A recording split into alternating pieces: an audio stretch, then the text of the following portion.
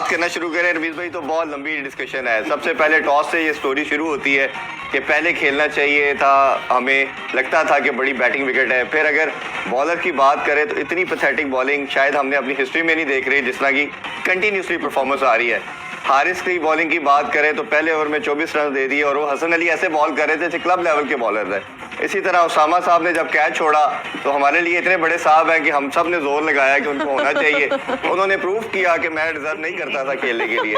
इसी तरह अगर हमारे ओपनर की बात करें तो वो 50s लगा के दोनों ने एहसान किया, उनके अगले मैचेस सारे पक्के हो गए और उन्होंने फिर आगे विकेट थ्रो कर दी। उनके ओपनर सेंचुरियां बनाते हैं, बड़ी सेंचुरियां बनाते हैं, हमारे 50 करके कहते हैं हमारा वर्ल्ड कप पक्का है, हम कहीं नहीं जा रहे। और मिडिल ऑर्डर हमने देख ही लिया माशाल्लाह। हमारा कैप्टन रिजवान और इफ्तिखार हाथ से रीड करना स्पिनर को नहीं आता, इन्हें इसके लिए कोई दिक्कत नहीं है। कैसे देखते हैं सारी दो तीन ही है। सारा एनालिसिस आपने खुद ये पूरे पाकिस्तान की तरफ से क्वेश्चन है रमीज भाई। और कुछ रह तो नहीं गया? नहीं नहीं, इतना ही फिलहाल इतना ही है। नहीं मुझे बता दें। नहीं इतना ही।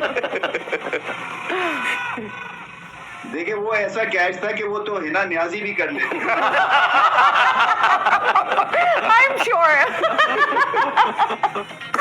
तो ये मैंने इतनी मार पड़ते हुए कैच ड्रॉप के ऊपर किसी टीम को देखा नहीं है, यानी कि वो 10 पे कैच छूटा और 150 कर दिया। देखिए बहुत मसले मसाइल हैं, आपने सारी एक लिस्ट दे दी है और मैं बिल्कुल आपसे एग्री भी करता हूँ, इसमें कोई शक नहीं है, क्योंकि पाकिस्तान ने 350 रन चेस करने के लिए ही ये ऑप्ट किया कि हम पहले बॉलिंग करेंगे और माना कि वहाँ पे एवरेज स्कोर जो है वो 325 का है।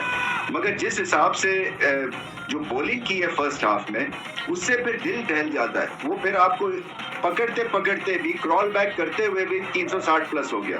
तो एक तो यहाँ पे बहुत गलती हुई, आपकी स्पिन डिपार्टमेंट ठीक नहीं, फील्डिंग ठीक नहीं थी बिल्कुल, और 50-50 करके आउट नहीं होने वाली है पिच। उन्होंने करके दिखाया ना कि जो सेट हुआ फिर उसने 150 कर दिया। सो पाकिस्तान एक वाहिद सब कॉन्टिनेंट की टीम है, शायद एक आधी और जो स्पिन के खिलाफ बर्बादी है, जो स्पिन को नहीं खेल सकते हैं।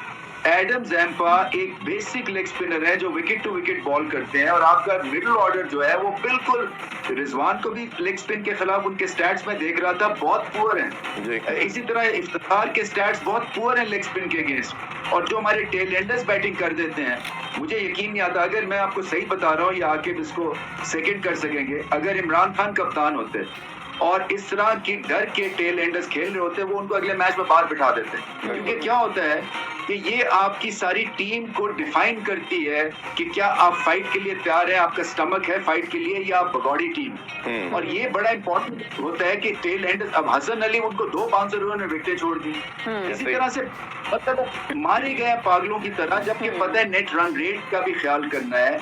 पता है कि वहां पे अगर कहीं रिजवान और उनके साथ साउथ शकील 40वें ओवर तक चले जाते आज मुआवजा हो जाना था। ऐसे ही क्योंकि 45वें ओवर में 305 करके आउट हो गया पाकिस्तान।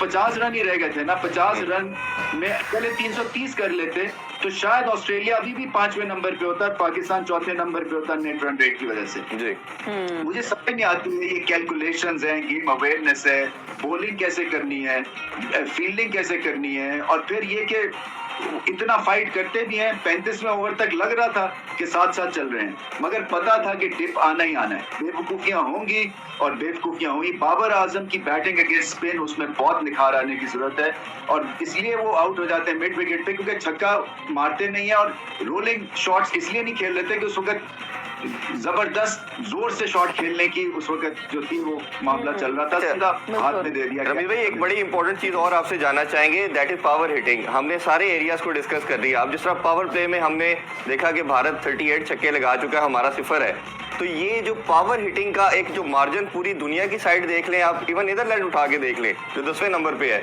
और हमारी पावर हिटिंग का जो कॉन्सेप्ट है वो बहुत बड़ा डिफरेंस एक नजर आना शुरू हो गया, और तमाम टीम उसी चीज पे एक्सप्लॉइट कर रही है हमें। उसको कैसे देखते हैं आप? छक्कों की रेस में हम बहुत पीछे। मैंने आज एक स्टैट प्राइवेटली निकलवाया था कि पिछले सालों में सबसे ज्यादा 6 हिटिंग मिडिल ऑर्डर में किसकी है, तो Ishan Kishan number 1। In fact top 10 में भारत के 4 बल्लेबाज आते हैं, पाकिस्तान आखिरी है, पाकिस्तान आखिरी नंबर पे। देखिए ये जो छक्कों की आप बात कर रहे हैं ना, इसके लिए डीएनए ऑल्टर होगा और उस तरह के प्लेयर्स लाने पड़ेंगे आपको। ये नहीं हो सकता कि इन प्लेयर्स के साथ आप एक्सपेक्ट करें कि ये अपना डीएनए बदल के और लंबी चौड़ी हिटिंग शुरू कर देंगे।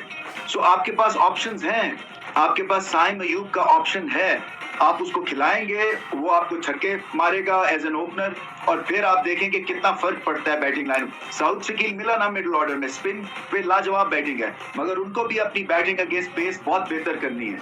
सो आधा कदम आगे चलते हैं हम, आधा पीछे। पाकिस्तान का प्रॉब्लम यह है कि होलसम परफॉर्मेंस नहीं है, आधा पार्ट अच्छा करते हैं, आधा पार्ट बिल्कुल नकारा करते हैं, इसलिए मैचेस नहीं जीतते हैं।